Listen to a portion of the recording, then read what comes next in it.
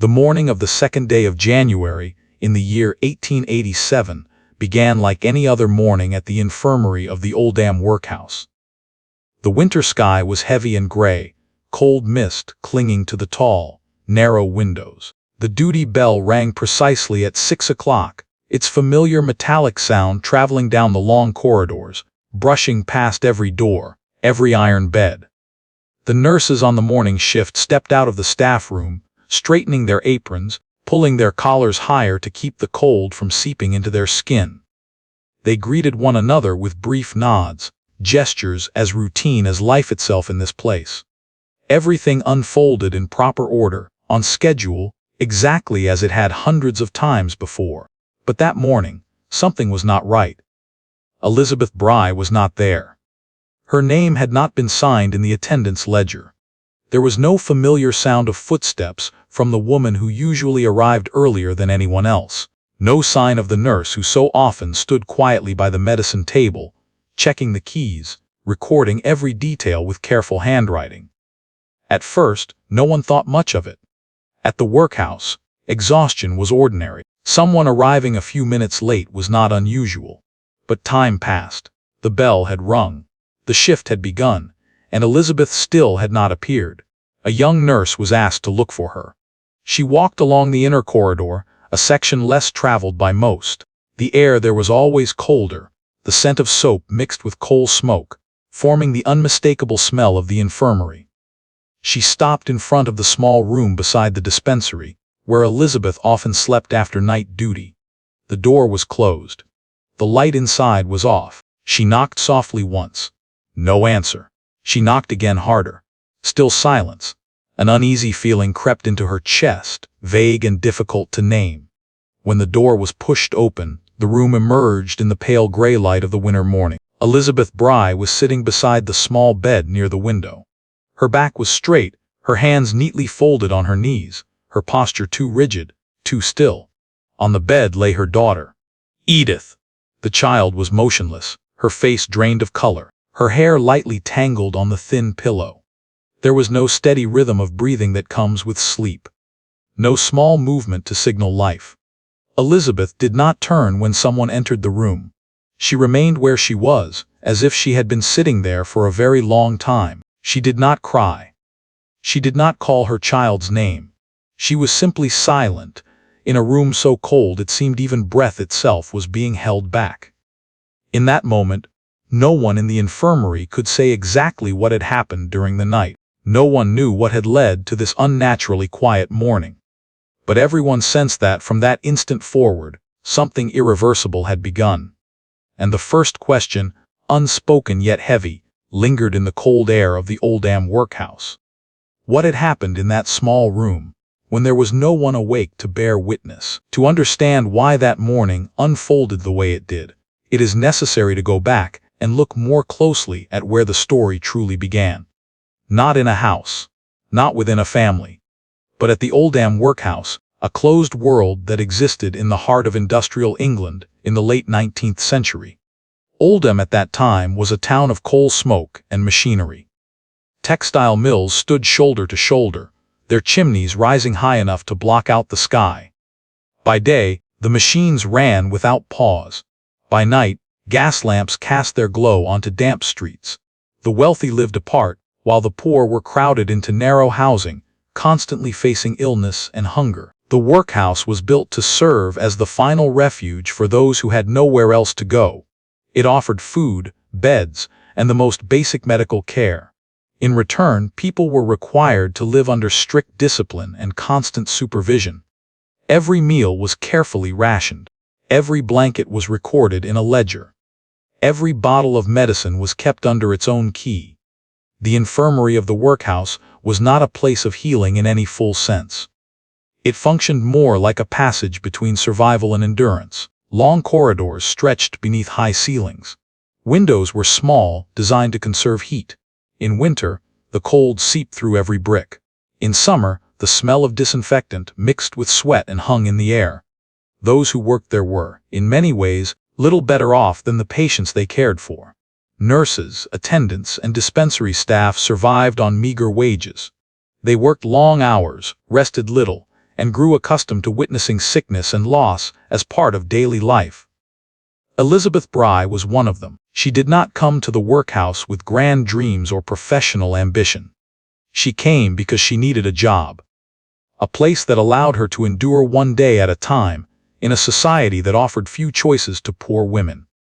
At the workhouse, emotion was discouraged. Everything was meant to be neat, orderly, and procedural. Pain was recorded in numbers. Life was measured in ledgers. And people gradually learned to remain silent in order to survive. Within such a space, boundaries became fragile. The line between care and neglect, between responsibility and exhaustion, between what was right and what was deemed necessary. When one lives long enough inside a cold system, it becomes difficult to recognize the moment one steps too far.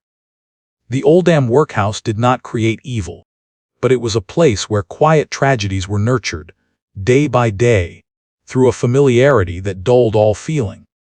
And the story of Elizabeth Bry cannot be understood apart from that cold environment where people learned to endure far more than they were ever allowed to be heard. Elizabeth Bry was not the kind of person history usually chooses to remember. She was not born into wealth, nor did she enter life with wide-ranging choices. Like so many poor women in late 19th century England, Elizabeth's life was shaped more by obligation than by dreams. She worked at the infirmary of the Oldham workhouse, a position that demanded regularity, patience, and silence. Each of Elizabeth's days began before dawn. She checked the ledgers, unlocked the medicine cabinets, counted every spoon, every small vial. These tasks, seemingly simple, were repeated so often that they became instinct. In this place, mistakes were not permitted, but exhaustion was ever present. Elizabeth was not a doctor. She was not trained to make major decisions. Yet in practice, she was the one closest to the medicines, closest to the patients. She served as a fragile bridge between rigid medical orders and the human beings lying in their beds. And in a system defined by scarcity, that bridge was often forced to carry more than it could bear. Beyond her role as a nurse, Elizabeth was also a mother. A single mother, living in circumstances where every meal and every coin had to be calculated with care. Her daughter, Edith, did not live with her regularly. Their rare reunions were precious, but they also carried an unspoken weight. When Edith came to stay with her mother over the new year, Elizabeth felt both joy and anxiety. Joy at having her child within sight and reach. Anxiety because the infirmary was no place for a child.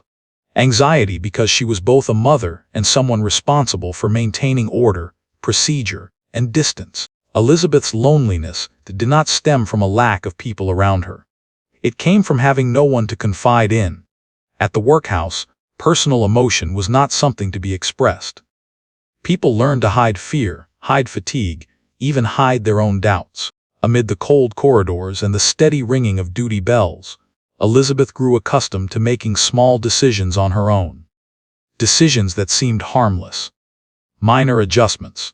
Quick choices made when no one was watching. She did not see herself crossing a boundary, or perhaps she was simply too tired to notice.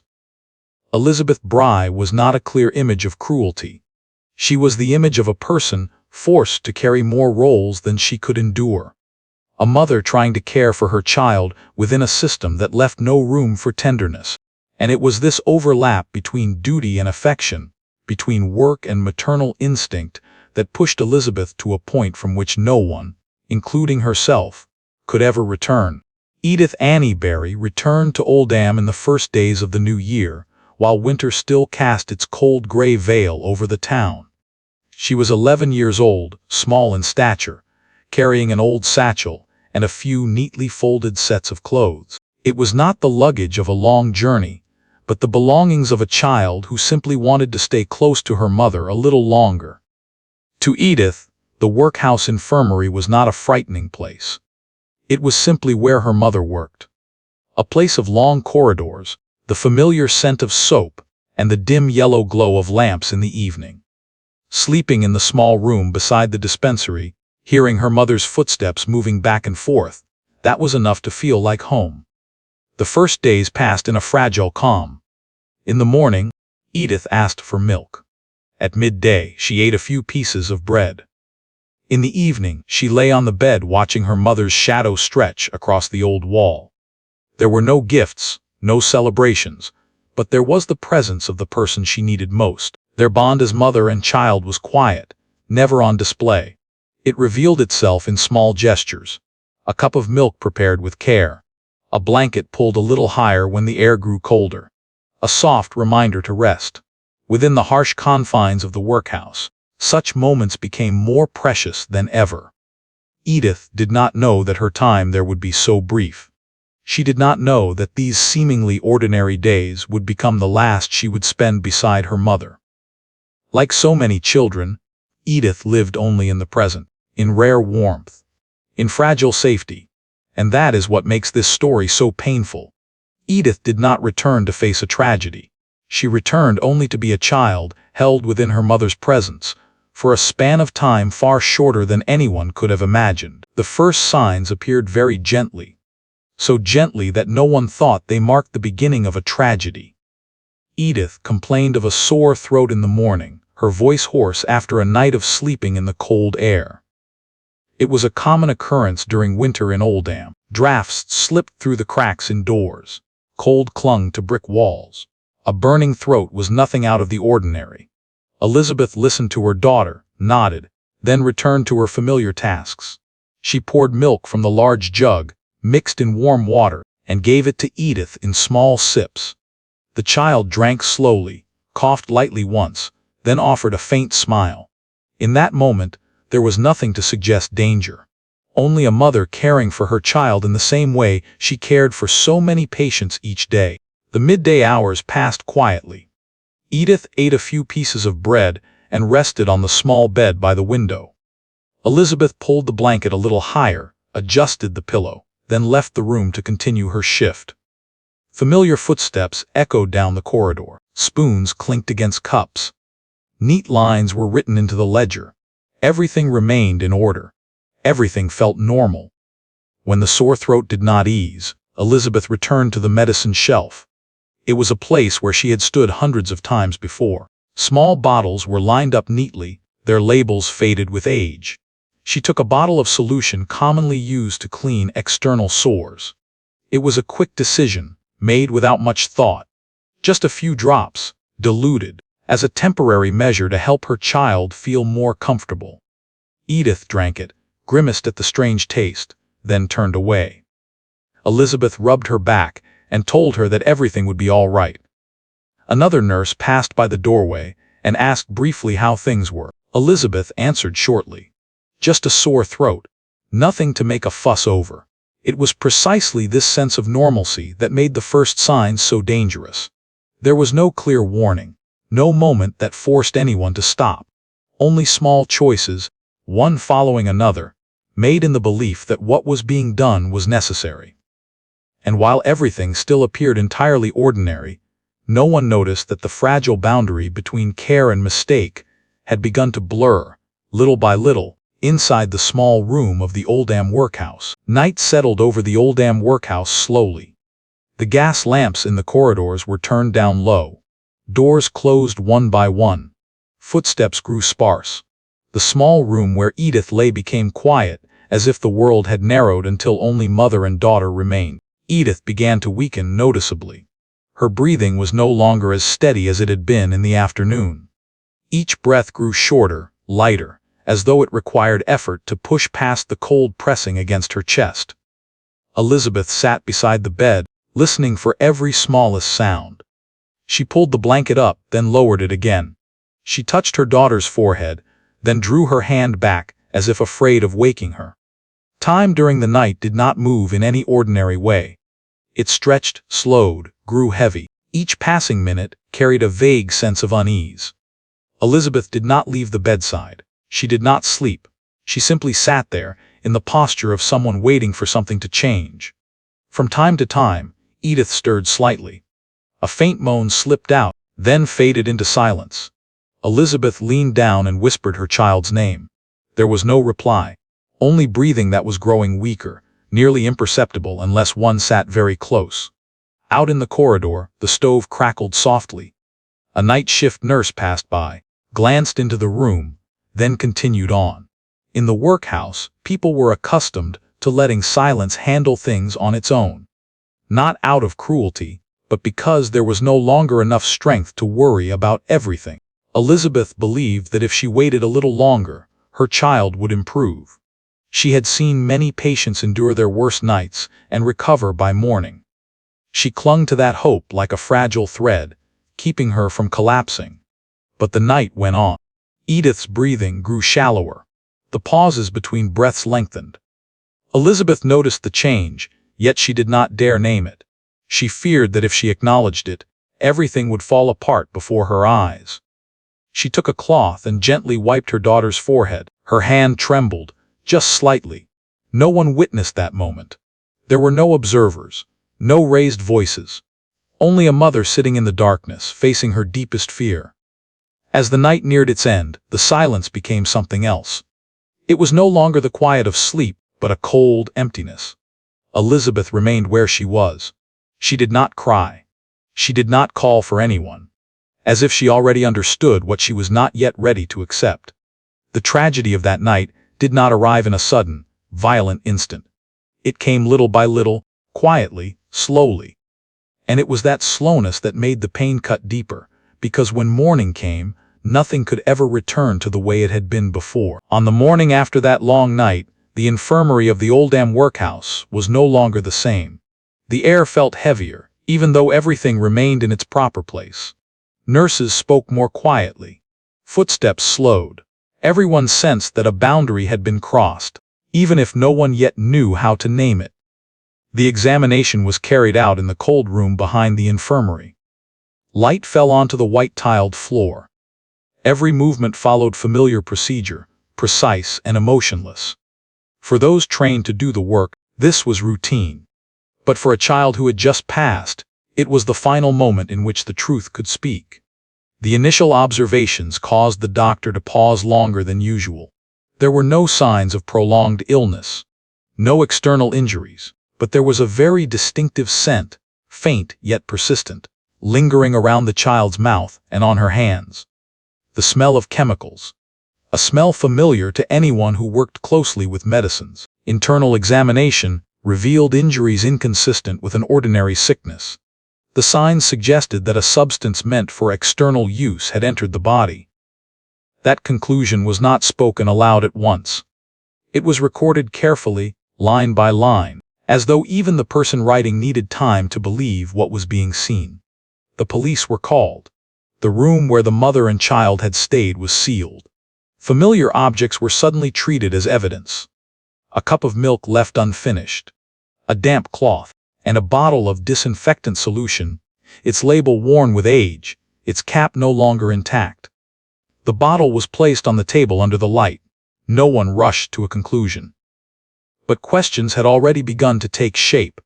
Why was this substance present here? Why had it been used on a child? And more importantly, who had made that decision? The records were brought out for review. Neat handwriting, familiar signatures. One small but undeniable detail slowly emerged. There was no medical instruction authorizing the use of that solution in this case. No special notation. No clerical error on paper. From that moment on, the direction of the inquiry shifted. The story was no longer just that of a tragic death. It became a question demanding an answer. Elizabeth Bry was asked to respond. She stood quietly, her face drawn with exhaustion after a night without sleep. When questioned about the bottle, her voice was barely audible. She had only wanted to soothe her child's throat. She had not believed the consequences would be so severe. No one raised their voice. No one issued an immediate accusation. But within that space, one thing had become clear. This could not be treated as a simple accident. The disinfectant, the physical evidence, and the lines written in the ledgers had opened a turning point from which there was no return. From there, the private tragedy of a mother and her child moved beyond the small room. It stepped into the light of the law, where emotion must give way to suspicion, and where every silence began to carry a different meaning. As the investigation began to deepen, Elizabeth Bry was no longer seen simply as a mother who had lost her child. From that moment on, she was called by a different name. A suspect. The shift did not happen loudly, but it was cold enough to make the room feel unfamiliar. The questioning took place in a small room within the infirmary. There was no harsh confrontation, only steady, repetitive questions, slowly peeling back what had happened. Elizabeth sat upright, her hands resting on her thighs. Her voice was tired but calm. She spoke of the long night. She spoke of the sore throat. She spoke of her decision as something self-evident, an act born of a caregiver's instinct. When asked about the bottle of disinfectant solution, Elizabeth did not avoid the question. She said she had used it many times to clean sores. She believed that diluting it would make it safe. She believed that easing her child's discomfort was enough. Her words did not sound like a defense. They sounded more like a delayed explanation from someone who had never imagined she would need to explain herself. But the investigation did not stop there.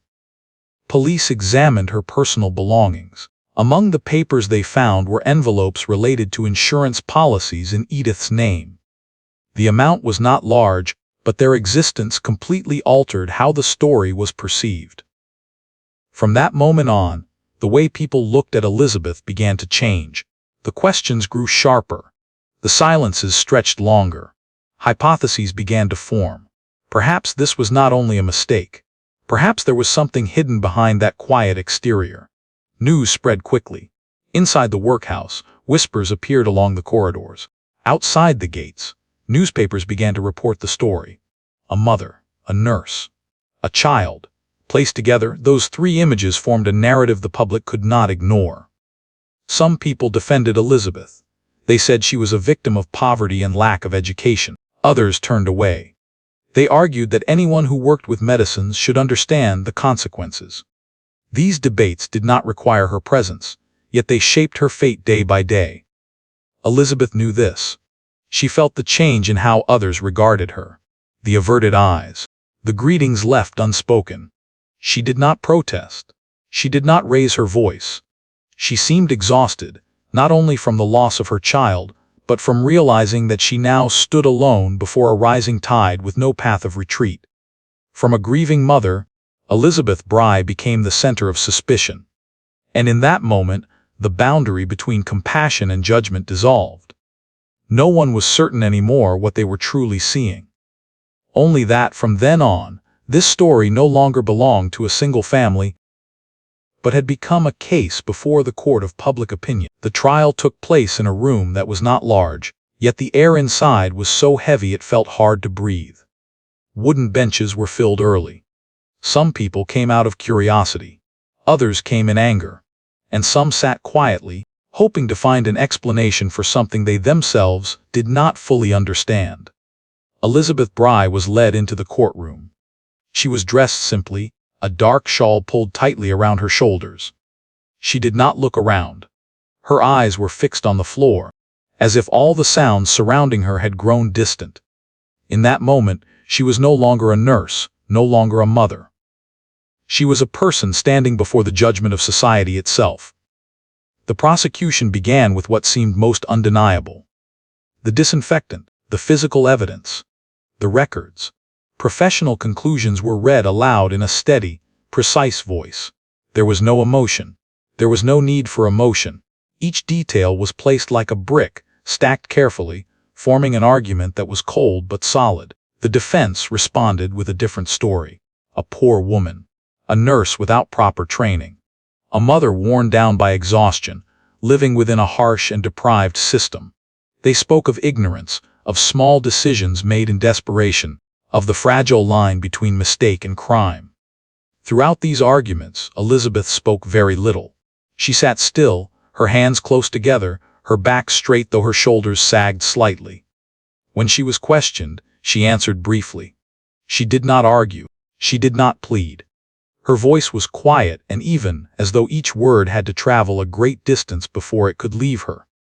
What made this trial so heavy was not only the evidence. It was the question no one spoke aloud. Was this a deliberate act, or the end result of a series of errors in a life with few choices? No one in that room could be certain. Yet a verdict still had to be reached. When the jury withdrew to deliberate, the room fell into silence. There were no whispers, no sighs, only time passing with cruel slowness. And when they returned, every gaze turned toward Elizabeth. The verdict was read. The words echoed through the enclosed space, clear and impossible to take back. Elizabeth did not react. She did not collapse. She simply closed her eyes for a brief moment, as if shutting the final door of her life. The trial ended, but the unease did not. Because even after the law had spoken, questions of morality, of responsibility, of the boundary between compassion and condemnation remained. Quietly, they stayed behind in the minds of all who had witnessed that day. The court's ruling brought the trial to a close, but it did not close the pain. The words were read clearly and decisively, carrying the full weight of the law. Elizabeth Bry was found guilty. The sentence was entered into the records, like thousands of verdicts before it. Yet for those who were present in the courtroom that day, no one rose with a sense of relief. Elizabeth was led away in silence. There were no farewells, no searching glances. She walked slowly, as though each step required time to accept what had happened. From that moment on, she was no longer a nurse of the workhouse, nor was she called a mother in the way she once had been. She became a name bound to a case, a sorrowful marker in the memory of the town of Oldham. Edith Annie Berry was gone. There was no large funeral, no long lines of wreaths. Just a child disappearing from life, leaving behind a void that could not be filled. The beds in the infirmary were still made each morning. The duty bell still rang on time. Life went on, in the cold, methodical way it always had. After the incident, the workhouse issued new regulations. Medicines were kept under tighter lock. Record-keeping became more rigid. Every bottle had to be checked, signed for, and returned according to procedure. These changes were considered necessary, lessons drawn from loss. But no regulation could repair what had already happened. No line written in a ledger could restore lost time. Those who worked in the infirmary understood this. They followed the new rules, yet deep down they carried the sense that some tragedies do not originate with a single individual. The verdict had been delivered. The system had corrected itself. But the cost remained. A child who would never have the chance to grow up. A mother who stepped away from her former life in silence. And a community forced to live on with the question of whether things might have turned out differently. If someone had paused sooner and seen the human being behind the rigid procedures. After everything, this story does not end in the courtroom. It ends in a far quieter place. In the old ledger of the Oldham Workhouse Infirmary, the name Elizabeth Bry is still there. A neat line of black ink records the final date on which she signed for medicine. As the years pass, the handwriting fades, as if time itself were trying to erase the trace of a person who once existed. No one opens that ledger out of curiosity. It simply rests there among hundreds of others, as part of the system. Yet if one pauses long enough, it becomes clear that behind every recorded line lies a life, a choice, a moment that can never be undone. Edith Annie Berry left no diary behind, no message. She left only the silence of an empty bed and a brief memory of the days she was able to be near her mother. Elizabeth Bry exits this story quietly, carrying both maternal love and fault, in a way no verdict could ever fully separate. And so the question that remains is not meant only for Elizabeth, nor only for that era. It is meant for all of us. When a person is placed at the intersection of poverty, responsibility, and love, where does the boundary between right and wrong truly lie? When a system operates with cold efficiency, who is meant to stop and see the human being behind the written lines? Some cases end with a verdict. But there are others, like this story, that end with a question. A question that does not demand an immediate answer, yet lingers for a long time, returning whenever we assume that everything in this world can be resolved by rules and ledgers alone.